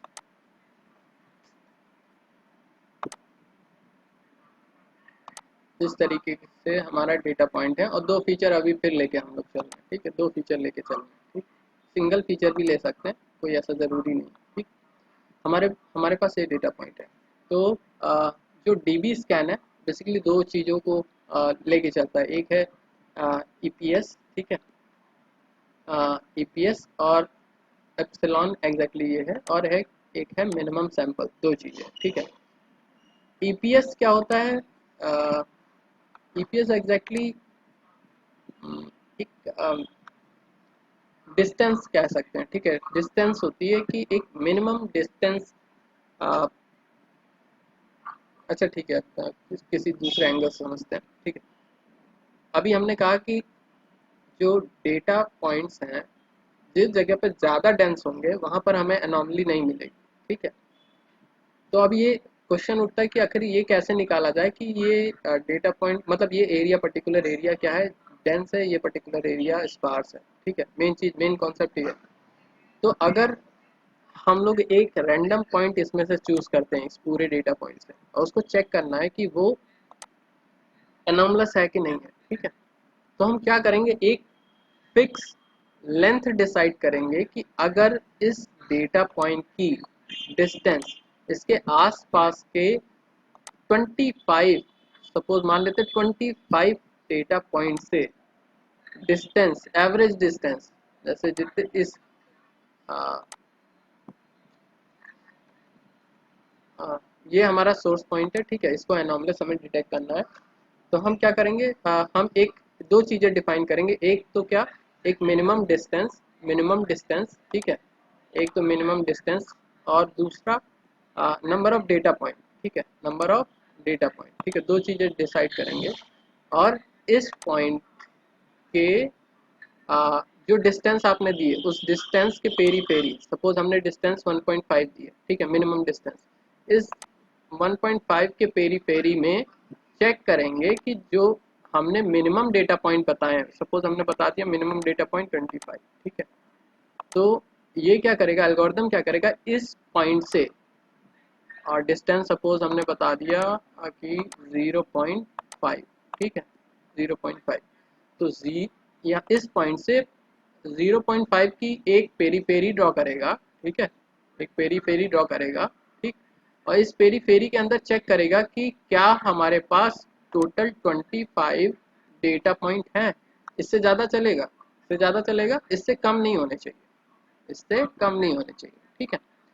तो इस पॉइंट से एक पेरी पेरी ड्रॉ करी गई, ठीक है, इस पेरी पेरी ड्रॉ करी गई, इस पेरी पेरी के अंदर चेक किया गया कि जितने डिज़ायर हमने डेटा पॉइंट बोले हैं उतने डिज़ायर डेटा पॉइंट हमें मिल जा रहे हैं क्या। अगर मिल जा रहे हैं तो ये एनॉमलस नहीं है, क्योंकि इस पेरी पेरी के अंदर जो हमें डेटा पॉइंट मिले हैं वो डेंस है। जो हमने डेंसिटी डिफाइन की है यहाँ पर, डेंसिटी क्या होनी चाहिए, इस पर्टिकुलर पेरी पेरी की डेंसिटी 25 डेटा पॉइंट होनी चाहिए। मतलब इस पेरी पेरी के अंदर 25 पॉइंट है तो ये डेंस है, हमारे अकॉर्डिंग डेंस है।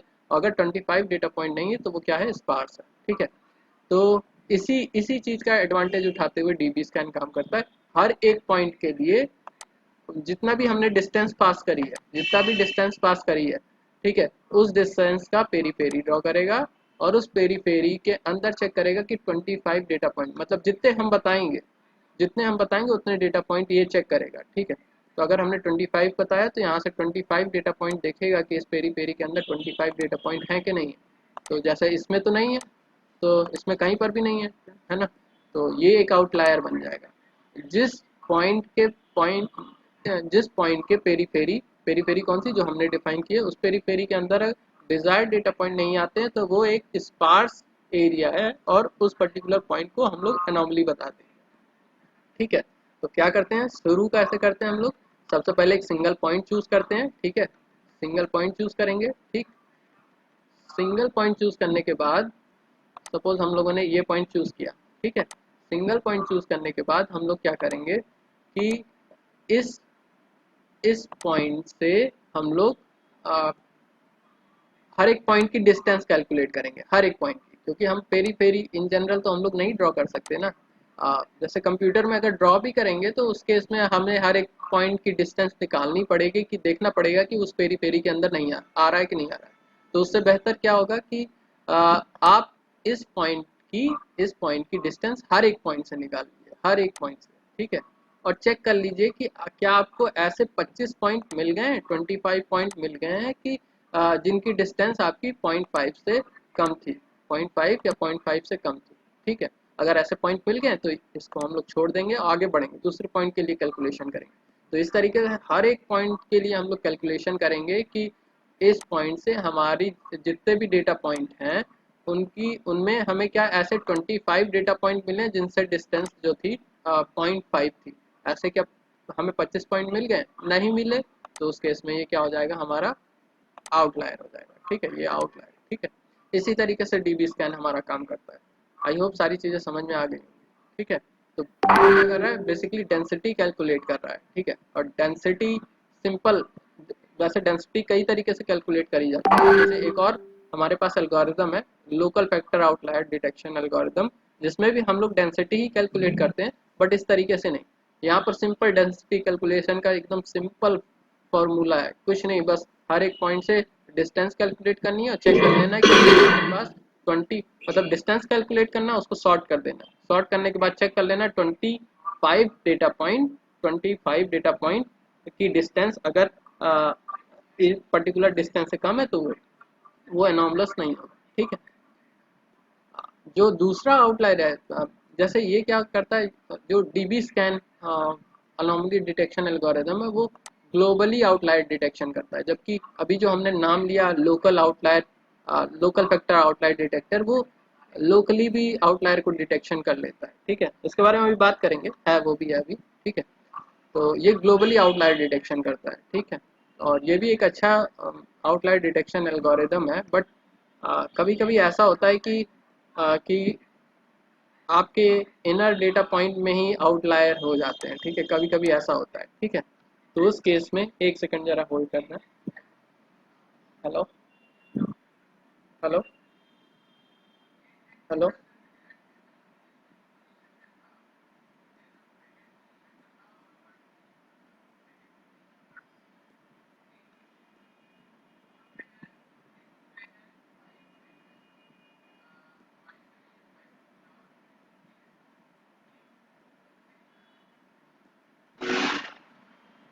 ठीक है, तो आई होप सारी चीज़ें डीबी स्कैन के बारे में समझ में आ गई होंगी।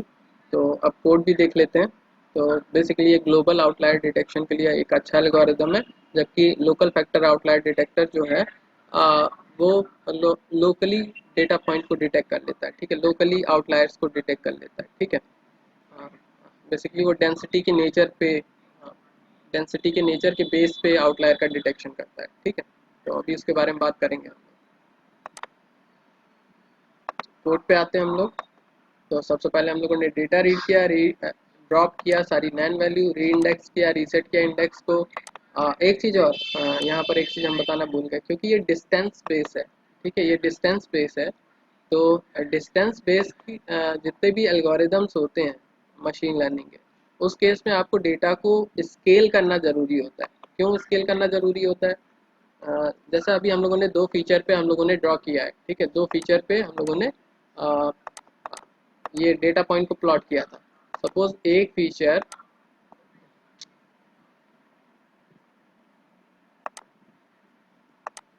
ठीक है, एक फीचर तो हमारा 1 2 3 4 में था, ठीक है, 1 2 3 4 5 6, और दूसरा 1000 में था। एक फीचर यहाँ और एक फीचर, अगर हम लोगों ने स्केलिंग नहीं की तो एक फीचर पता नहीं कहाँ जाएगा, मतलब इस स्केल में बहुत काफ़ी ऊपर चला जाएगा, ठीक है।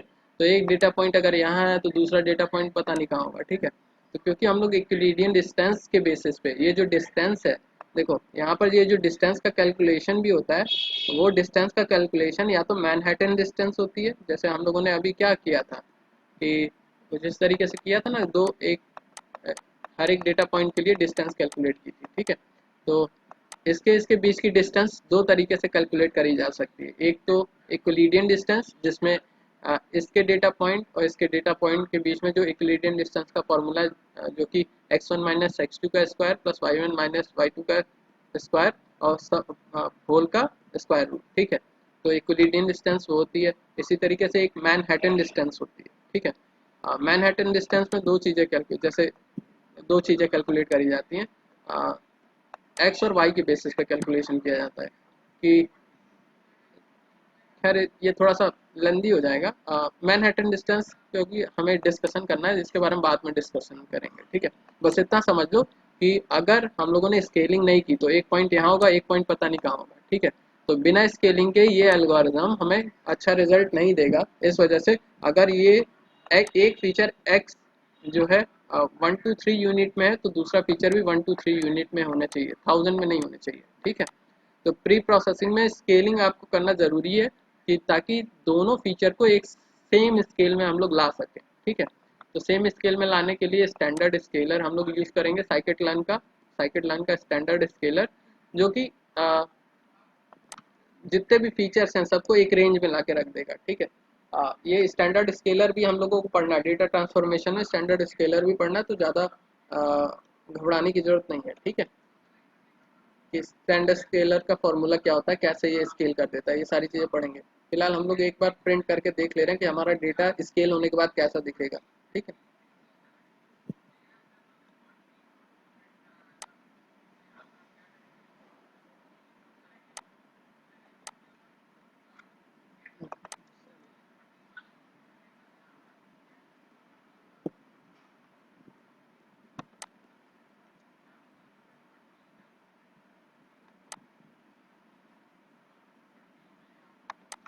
सॉरी, एक गलती हो गई।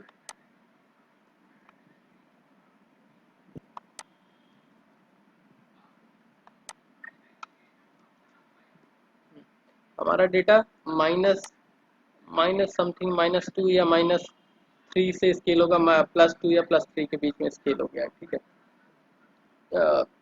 जो भी होगा वैसे इस पर एक काम करते हैं, इसकी मिन और मैक्स वैल्यू देख लेते हैं कहाँ से कहाँ तक लग। तो df डॉट दिस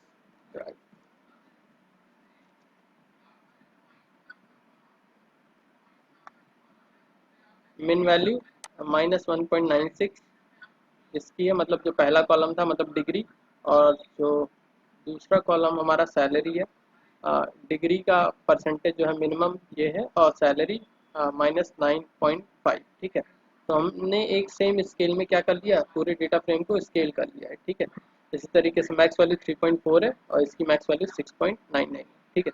ये कैसे हुई है ये बाद में बात करेंगे, ठीक, डेटा ट्रांसफॉर्मेशन में।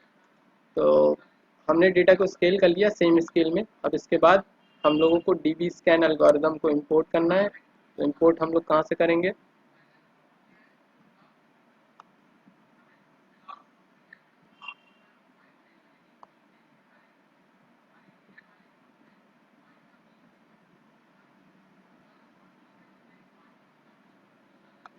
sklearn डॉट क्लस्टर, क्योंकि ये क्लस्टरिंग एल्गोरिदम है, ठीक है।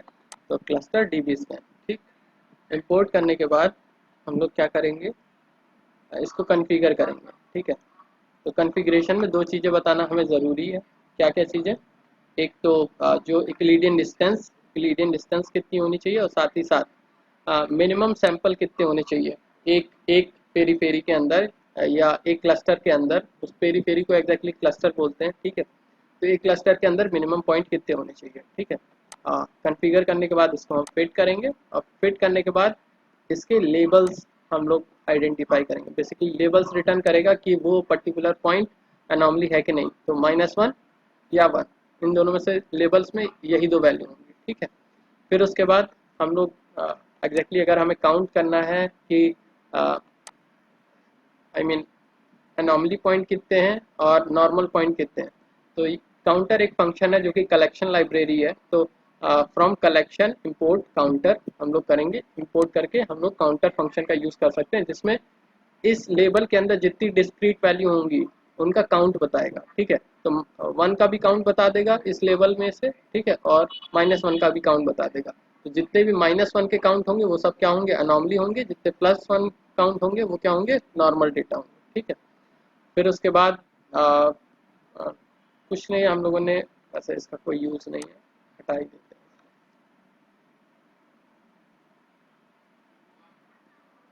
हटा देते हैं, ठीक है। इसका कोई यूज़ नहीं है।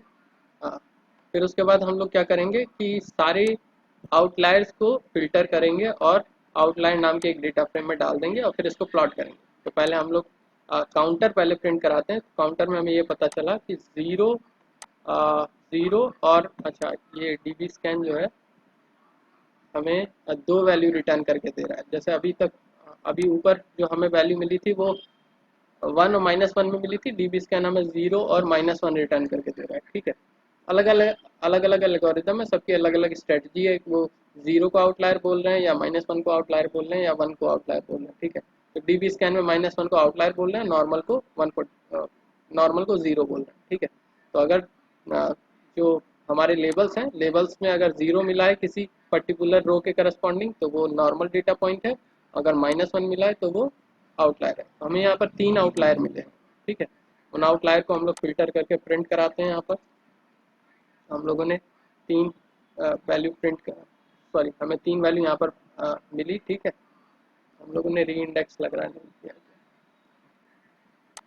एक प्लॉटिंग करते हैं तो समझ में आ जाएगा। आउटलायर 0 1, ठीक है ठीक है, री इंडेक्स हुआ। ठीक, तो यहाँ पर हम लोग देख सकते हैं हमें 3 डेटा पॉइंट जो कि आउटलायर है वो मिले हैं। ठीक है, और यहाँ पर जब हम लोग डिस्टेंस को अगर हम लोग घटाएंगे, अब देखो कंटामिनेशन के केस में जब हम बढ़ाते थे तो आउटलायर बढ़ते थे। ठीक है, जब हम इक्विलिडियन डिस्टेंस घटाएंगे, सपोज हम लोगों ने इन डेटा पॉइंट की इक्विलिडियन डिस्टेंस मतलब मिनिमम कर दी कि जो हमारा ये पेरी फेरी वो कम कर दिया। ठीक है, तो पेरी फेरी कम करने पे चांस ज़्यादा होगा कि ये क्या होगा, हमारा आउटलायर होगा। ठीक है, तो जैसे जैसे हम इसको कम करते जाएंगे, इसकी वैल्यू कम करते जाएं, जैसे हम लोगों ने सपोज 0.5 रखा। ठीक है, तो उस केस में हमें क्या मिले, ज़्यादा आउटलायर मिल गया, 59 आउटलायर मिल गए। ठीक है, तो इतने तो है नहीं एग्जैक्टली आउटलायर। एक बार प्रिंट करके देखते हैं हम लोग, प्लॉटिंग करके देखते हैं कौन कौन से आउटलायर। तो इतने सारे डेटा पॉइंट को आउटलायर बता दिया। ठीक है, तो जैसे जैसे हम लोग इसकी वैल्यू कम करेंगे, ईएसपी की ईपीएस की वैल्यू कम करेंगे, हमें आउटलायर ज़्यादा मिलते जाएंगे। तो बेसिकली हमारा जो डेटा पॉइंट है, जो हमारा डेटा सेट है उसमें 1.5 या आई थिंक 1.3 एक बार करके देखते हैं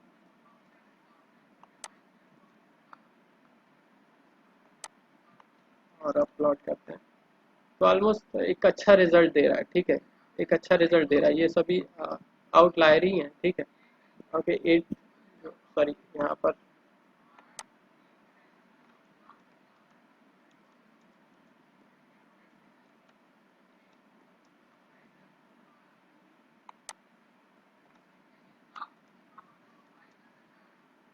ठीक है। तो परसेंटेज में जो 90% वाला पॉइंट था, अगर आप लोग को लास्ट क्लास याद होगी तो वो एक ये है एनॉमलस, और ये 9.6 जो एक सैलरी थी, 9.6 एलपीए और 6.6 और 6.5 एलपीए, ये दो सैलरी थी। ठीक है, अगर याद होते तो ये 4 डेटा पॉइंट हमें मिले। ठीक, और लास्ट टाइम भी हमें 4 ही डेटा पॉइंट मिले थे जेड स्कोर के through.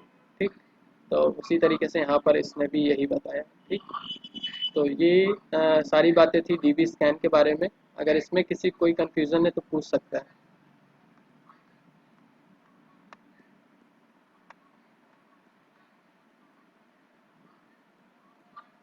Hello, okay. Next algorithm है सिंपल इलिप्टिक एनवेलप एल्गोरिदम। ये बेसिकली पैरामेट्रिक एल्गोरिदम है। पैरामेट्रिक इन द सेंस यहाँ पर आपको ध्यान में रखना है सारी चीज़ें। देखिए डीबी स्कैन और जो आइसोलेशन फॉरेस्ट है, इसमें आपको स्टैंडर्ड डेविएशन और इन सब से कोई मतलब नहीं है, तो पैरामेट्रिक नहीं है, नॉन पैरामेट्रिक है। बट जो इलिप्टिकल एनवेलप है वो आपका जो स्टैंडर्ड डेविएशन है और मीन वैल्यू क्या है इस पर डिपेंड करता है। तो ये एक तरीके का पैरामेट्रिक एल्गोरिदम है, तो इसको हम लोग सिर्फ उस नॉर्मल डिस्ट्रीब्यूशन पे लगा सकते हैं, सब पे नहीं लगा सकते। ठीक है, और ये काम कैसे करता है देखते हैं।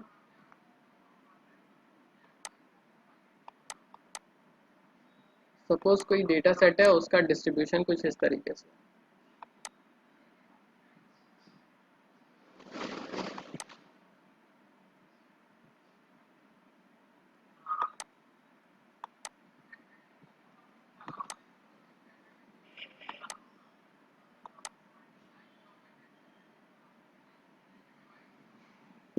नॉर्मल है, ठीक है, नॉर्मल डिस्ट्रीब्यूशन है। तो जो इलिप्टिकल इन्वेलप है वो क्या करता है, एक क्लिप्स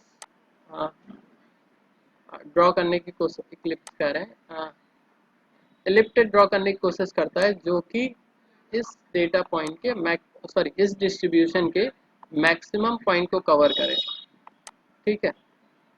एक ऐसा एलिप्स ड्रॉ करने की कोशिश करता है जो कि इस डेटा पॉइंट के मैक्सिमम डेटा पॉइंट को कवर करे, इन द सेंस ये जो 5% डेटा जो इधर और इधर होंगे बस उसको इग्नोर करे। तो ये डिपेंड करेगा कंटामिनेशन, ठीक है, जितना आप कंटामिनेशन बताओगे उतना परसेंट वो इग्नोर करेगा, ठीक है। मतलब उतने को वो इग्नोर करेगा, ठीक है। तो अगेन वही है कि कंटामिनेशन बढ़ाएंगे तो आउटलायर बढ़ेंगे, कंटामिनेशन घटाएंगे तो आउटलायर घटेंगे, ठीक है।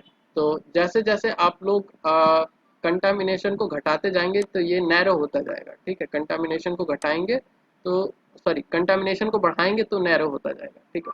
बढ़ाने का मतलब है आउटलायर ज़्यादा, कंटामिनेशन बढ़ाए तो आउटलायर ज़्यादा।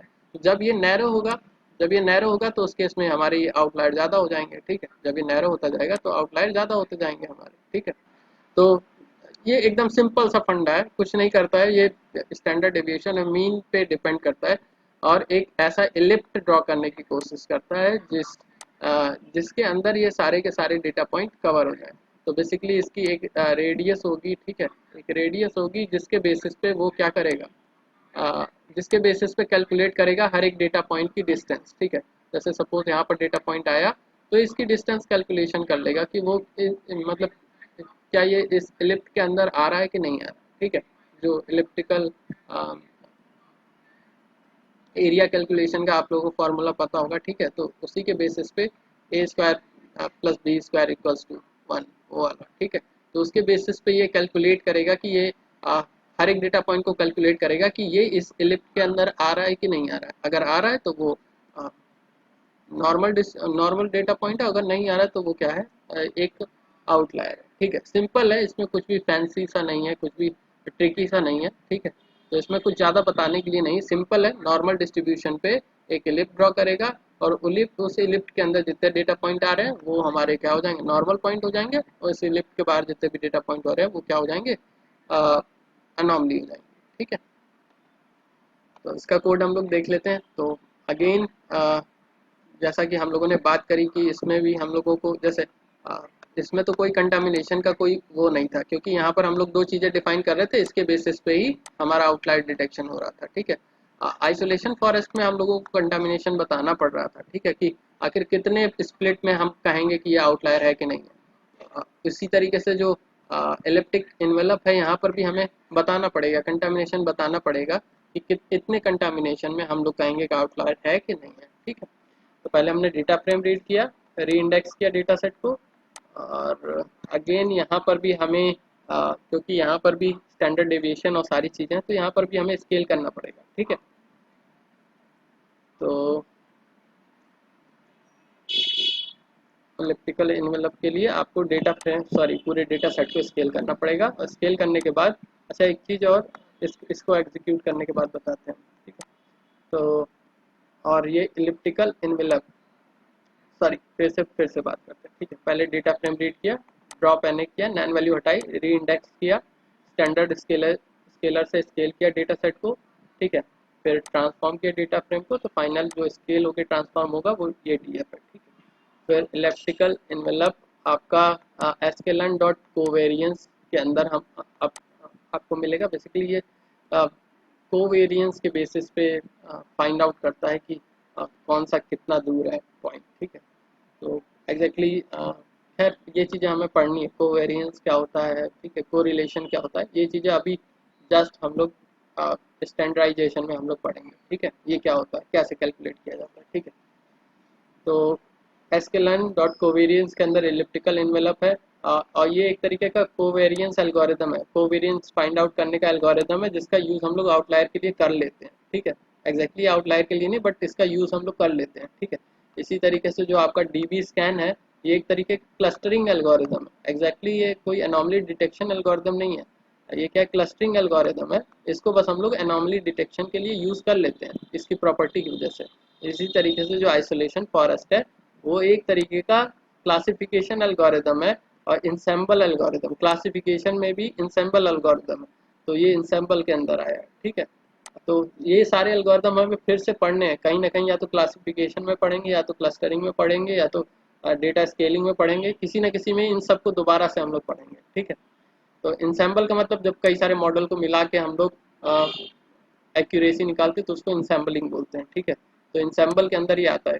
और यहाँ पर एग्जैक्टली हम लोगों ने कई सारे मॉडल इंसेंबल किए ना, जैसे 10 ट्री बनाए थे, तो 10 ट्री की एक्यूरेसी हमने एवरेज करके निकाली थी, उसके बेसिस पे हम लोग डिसीजन ले रहे थे, तो हम 10 ट्री को इंसेंबल कर रहे थे। ठीक है, उसी तरीके से ये जो हमारा डीबी स्कैन है, डीबी स्कैन ऊपर लिखा हुआ है, खैर काफ़ी स्क्रॉल करना होगा, देख लेते हैं, वो क्लस्टरिंग के अंदर आ रहा है। ठीक,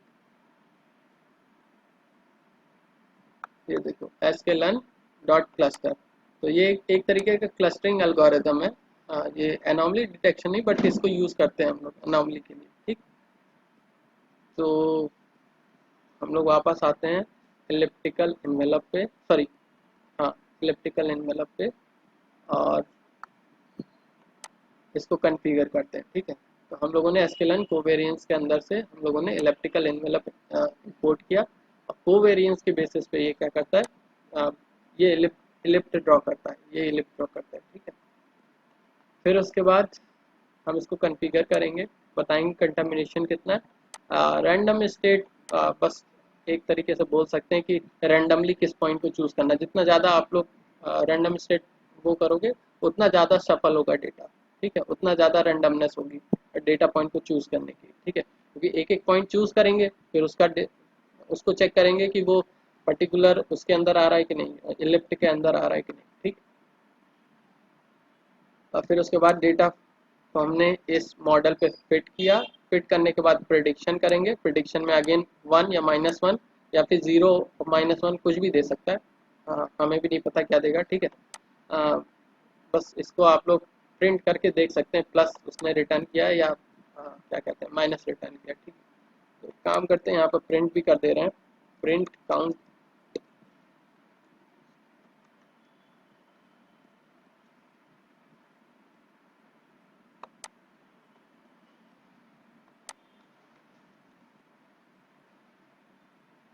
तो टोटल हमें जो है 74 कुछ ज़्यादा मिल गए, 74 आउटलायर्स मिले हैं। ठीक है, तो कंटामिनेशन को हम लोग घटाते हैं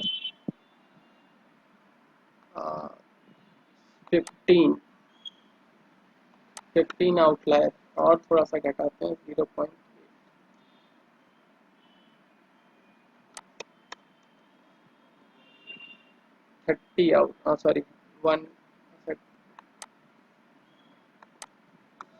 काफ़ी ज़्यादा हो जा रहा है 118।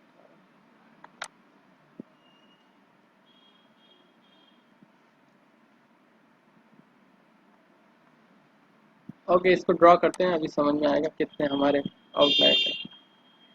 तो काफ़ी ज़्यादा ये आउटलायर बता रहा है। ठीक है,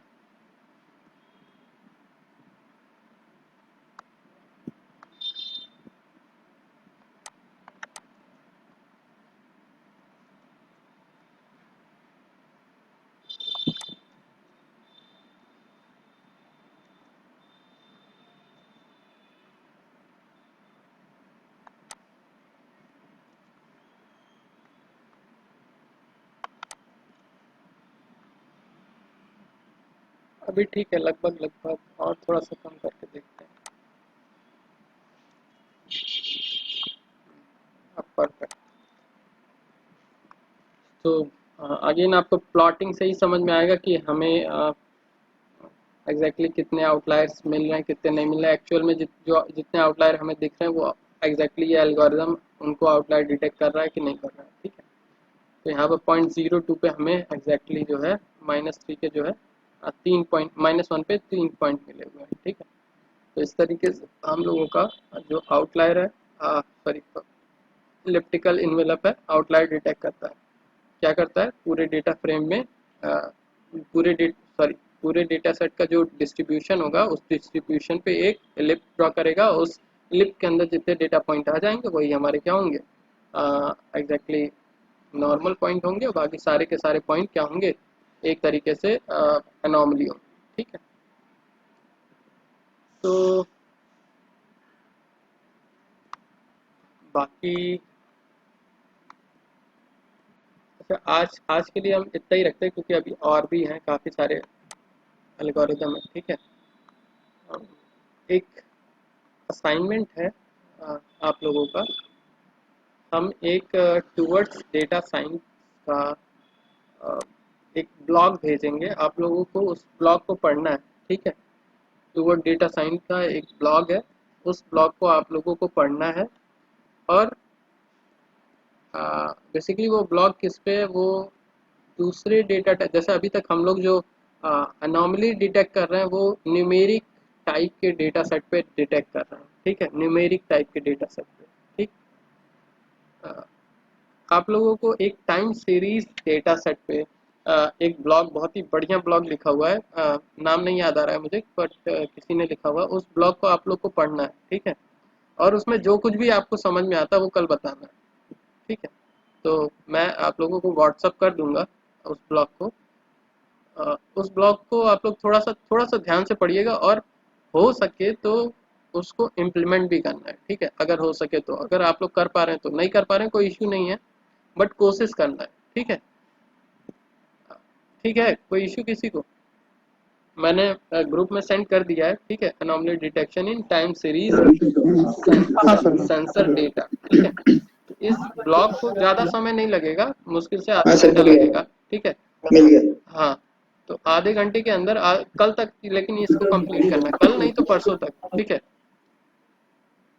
इसको कंप्लीट कर लेना है। ठीक है, तो एक एक आपको एक आइडिया हाँ मिलेगा सर। कि अगर हमारा डेटा सेट टाइम सीरीज है तो उस केस में कैसे हम लोग डेटा सेट को अनोमलस बताएंगे। ठीक है, और रही बात कैटेगरिकल फीचर की, तो कैटेगरिकल फीचर को अनोमलस चेक करने के लिए इस पे भी बात करेंगे हम लोग। ठीक है, कैटेगरिकल फीचर पे बेसिकली तीन ही फीचर आपको मिलेंगे, या तो न्यूमेरिकल, कैटेगरिकल या टाइम सीरीज डेटा सेट। ठीक है, इसके अलावा और कोई फीचर मिलना मुश्किल है। ठीक, तो इसके बारे में हम लोग कल बात करेंगे। टाइम सीरीज डेटा के बारे में भी हम लोग, हो सकता है अगर कल समय मिला तो कल करेंगे, अदरवाइज डे आफ्टर टुमारो। ठीक है, तो आज के लिए इतना ही। कल मिलते हैं हम लोग, और कुछ और एल्गोरिदम देखेंगे, जैसे वन क्लास सपोर्ट फैक्टर, फिर लोकल आउटलायर फैक्टर। ठीक है, इसके अलावा भी और भी एल्गोरिदम है। ठीक है, और भी एल्गोरिदम है, उनके बारे में हम लोग पढ़ेंगे। ठीक है, करीब 7-8 एल्गोरिदम है जो कि इन जनरल यूज किए जाते हैं। ठीक है, तो वो सारे के सारे हम लोग देखेंगे। ठीक है, फिर आज के लिए इतना ही।